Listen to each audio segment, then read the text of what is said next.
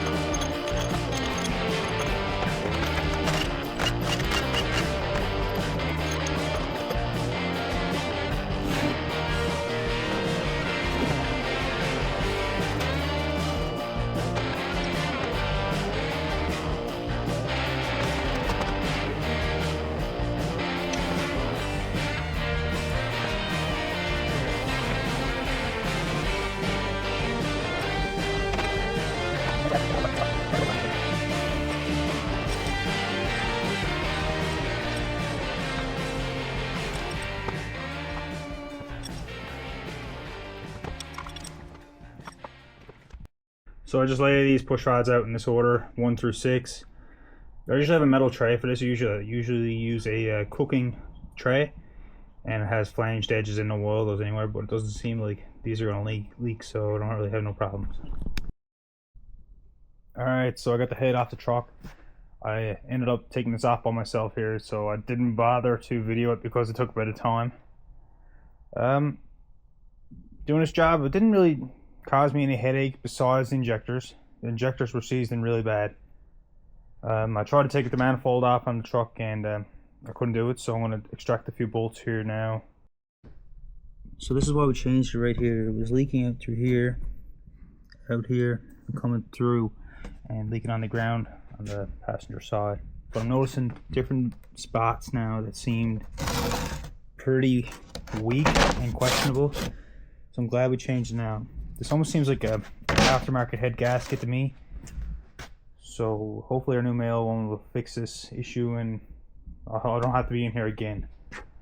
Now also, I said yesterday I was using these cooking trays for putting all my parts in, and this is a clean way to keep everything organized so oil doesn't go everywhere. 1, 2, 3, 4, 5, 6, you get the idea of it, which is a good way to keep everything from getting contaminated and you don't lose nothing. Alright, so the head's washed up, everything's taken off and ready to go to the machine shop. Prior to hook back on for them because they'll use it to lift it around. So hopefully in the next couple of days I'll get the news, but in the meantime I'll start working on the block and go from there. This is the head gasket kit we'll be using, male kit. I gotta take these Charleston seals and send them with the head now. Also, these are factory Cummins 60-pound valve springs. Part numbers here. These are from Poor Man's Diesel on eBay. Pretty cheap, OEM part. So, turning over high RPM is nice to have these.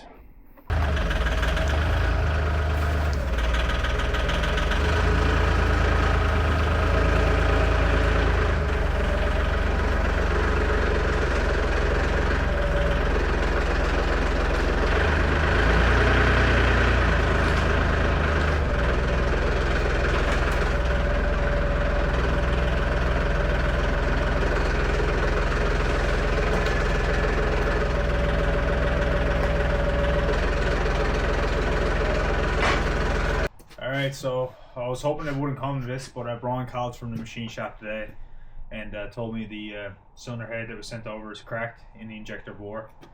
So I have a 1990 non-intercooled engine here. I had it as a spare. I also got another 93 for a spare, but luckily I didn't sell either one of these because I had one for sale, and now it's good to know that I kept it.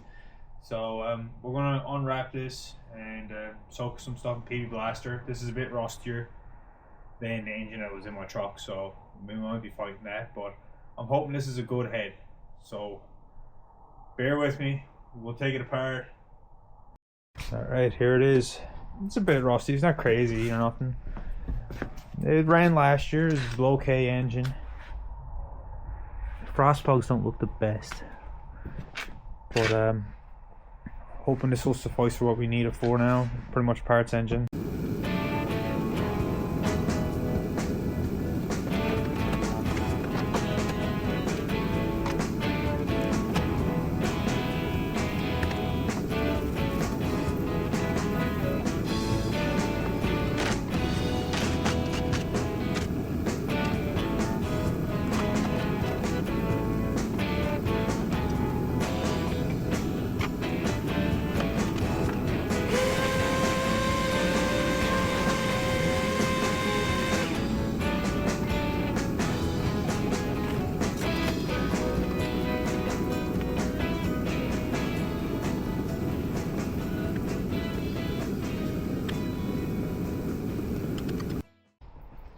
I want to talk about something very crucial: removing injectors on 12 valves.